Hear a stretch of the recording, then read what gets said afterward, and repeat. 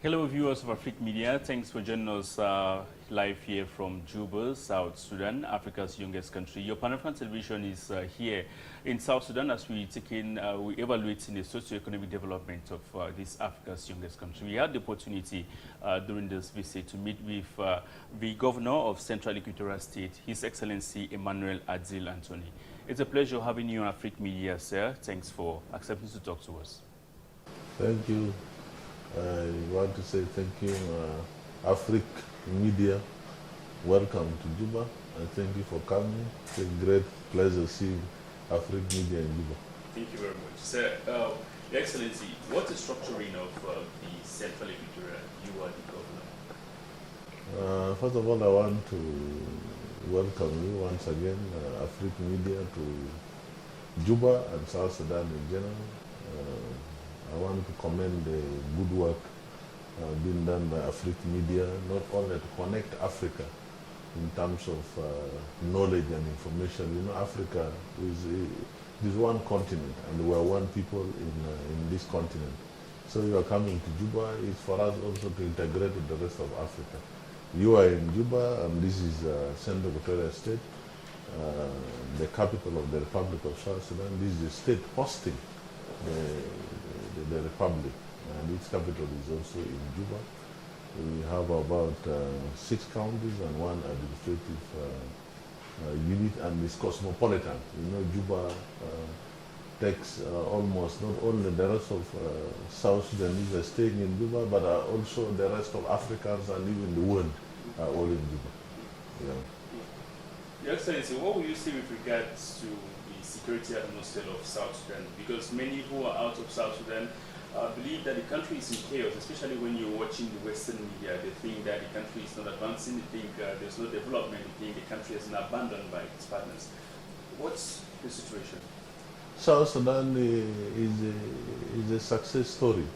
All of you know that we are the youngest country in Africa as a result of long protracted war that we had with our brothers in the Sudan. And this war culminated in us becoming a country. And not long ago, just like any country, it has its own challenges. We, among ourselves, disagreed as brothers and sisters, which had a little bit backtracked in terms of our cohesion. But we sat down as people of South Sudan and said, no, there's time for everything. We did disagreement, then we signed peace. And with this peace, South Sudan is normal. It is true, we as a country has been positioned wrongly in the world, not only in Africa, but across even the world. And you are a testimony. You have been to Juba here, and this is in South Sudan, the capital. It's a true reflection that there is peace. Every country has its own challenges, even whether our neighbors or the region, even Africa as a whole, has its own challenges. But this does not mean that all is not well. So I want to say, by and large, we are implementing peace, and there is relative peace and tranquility where the people are going about their business. And of course, this year we are preparing elections. We hope that the African continent, African people will support us so that we have democratic, peaceful transition as a country. So I want to say South Sudan, we're in peace, by and large, and in Juba, of course, you have seen for yourself. So this is no true reflection of what we are. But I want to really tell the rest of the people that you say it sometimes in the Bible, the people who are Thomases, they want to believe until they see. So we welcome them to South Sudan, to Juba, and come and see the situation for themselves. They will be able to prove. Because when we speak, they say, no, probably we could be hiding some information. So we are open to investment, not even investment, even tourism. You can come and visit us and come and prove for yourself that indeed we're in peace. All right. Peace and stability, tranquility as well, just like you've highlighted. The country is preparing to go to the polls for the first time since its independence in 2011. How is the country preparing, and what would you say with regards to that? I think generally, as I said, we are implementing peace. And this peace is a result of all the parties to the conflict in South Sudan agreed for peace agreement called revitalized peace agreement on the resolution of the conflict in the Republic of South Sudan. And this peace framework has given us timelines to implement provisions of the agreement and what happens. And of course, you are well aware that now we are in a revitalized roadmap that gives us exactly what needs to be done, which is elapsing at the end of this year. And that gives us way now to conduct general elections in our country. As a government and as a country, of course, we have to implement the peace. Definitely, we have to conduct the general elections, and that will transition the end to this transitional period. It will usher in now a government elected by the people of South Sudan. Yes, it is true. It is the first election in a democratic Republic of South Sudan, because the election we had was in 2010. This was the election when we were in the Sudan, before we became a separate nation. So I know it comes with some challenges, but definitely we as a people will be able to overcome this challenge. In terms of preparations, the government has gone ahead, established the Electoral Commission. I'm sure they are working. We have established the Political Parties Council, and they have rolled out registration of political parties, and there are over 14 or so who have registered. Many more are coming, and political parties are encouraged to now begin to do about their selling their agenda to the citizens, so that the people make their choices. In terms of security, and I'm sure our national government are prepared necessary unified police force that will supervise the security of the election. We believe that all this will be ready to prepare. However, we also call the region and our brothers in Africa to stand with South Sudan in this year, because this is the year that we are conducting an election, and there are other countries in Africa that definitely will do similar election. We believe it will be peaceful, so that we move on in peace as the people of South Sudan. Your Excellency, 70% of the population of South Sudan constitutes young people. How engaged are the young people in socio-economic development of South Sudan, and what role do you think they should play or they are playing with regards to the country preparing towards election? I think it is very pivotal that 72%, the last census we did was 2008, and it has placed the population of South Sudan being youthful around less than 30 years. The 72% of the population of South Sudan, and definitely this implies that this country mostly are young people, and I think the government has put in endeavors to see that the young people not only participate in governance, but more especially also become champions of the economy and socio-economic growth of the country. And I want to tell you, in the last agreement that we signed, called RRCs, Revitalized Agreement to Resolution Conflict in South Sudan, it has placed that the Minister of Youth and Sports to be led by somebody less than 35 years. In other words, in the context of our arrangement, youth.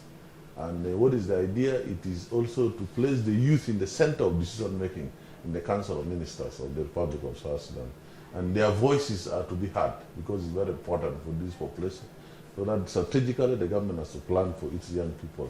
Yes, the young people are a very critical role. And in terms of governance, the government has placed young people in a strategic position of leadership. The person speaking to you, I graduated a few months ago from being a youth. And definitely to tell you that we have a role to play. But not only in government, in terms of socio-economic growth, as I say, as young people, there are different organizations, how they become entrepreneurs, champions of the economy. They are rolled out of a number of programs and plans, so that the young people are empowered, both given the necessary skills and the conducive environment, so that they manage their affairs. So in terms of the elections, it is true, the young people are going to participate and play a very, very important role in the general election that's to come. In terms of civic education, in terms of enlightening of the people, in terms of even participating, becoming office bearers, by the way, is allowed. Because our constitutions allow for you to be a member of parliament if you are more than 25 years of age. And this will give you a lot of rooms for the young people, those who may ask about to be politicians, for example. So there are opportunities for the young people. Yeah, but Your Excellency, this is AFRIQUE Media, the Pan-African television, which is engaged in changing the face of negative reports propagated by Western media about African leaders and Africa as a whole. You're watching AFRIQUE, or you're live on AFRIQUE Media right now. What message do you have to the world and to anybody who is watching AFRIQUE or who is listening to you right now with regards to the peace and security atmosphere of South Sudan and probably calling him to come and invest in South Sudan? First of all, I would like to, I don't want to be offensive on the Western media and other media outlets globally, but I want to communicate politely to the rest of the world that number one, every house, every society, every country, every given continent, it has its own challenges. For us, the Christians, I'm a believer, the only holy person is Jesus Christ and God. That's the truth, by the way. And therefore, all of us make mistakes as human beings. So a mistake made by an individual country or individual certain community, which is sometimes disagreement, some could be normal disagreement, some could even result in conflict. There are mechanisms. Provide what is important is that we must solve these problems. You don't keep them to drag the society and the country backward. And this is very important. So therefore, Africa should be given its opportunity to resolve its own problems. The only solution, even for us, is we grow children, a child makes a mistake, he should not be punished and condemned, you know. So I really want to appeal that condemnation is not the solution. What is very important is that let us say, okay, this is 1, 2 is not right, and this is how to go. And I believe that as Africa is a developing continent, because most of the countries in Africa are developing countries, we should be able to give them the necessary space, the opportunity to interact with our people, practice good governance, so that at the end of the day we deliver services and serve humanity. And we integrate as one world with an order where all of us are equal. We cannot be in a world where another person sees the other person as somebody who do not matter, and I think that will not be right. So therefore, the projection of Africa that is looking a gloomy continent, I think is very unfortunate. We as leaders of Africa, we believe that is important for us also to exercise our roles in the African continent, utilize our resources for the good of African people and the world, because we have ever also and continue to share with the world the arena. And therefore, one, condemnations and these are necessary challenges that are hit at us left and right is unfortunate. So we need to. Number two, about the African Union prospects and the African countries, we are now globally integrating the regional agenda. Now, for example, South Sudan, we're members of East Africa Community, members of the African Union, and the rest of the country. So, AFRIQUE media, you are playing very, very important role. Continue to also showcase the information that are from us, but not also the good ones. If there are bad things, also you show to the world, because it's very important for people to do comparative analysis. But this is a very good gesture. We hope for better AFRIQUE, de l'Afrique television. Thanks for watching, viewers of AFRIQUE Media. Stay with your Pan-African Television for more live here from South Sudan, Africa's youngest country.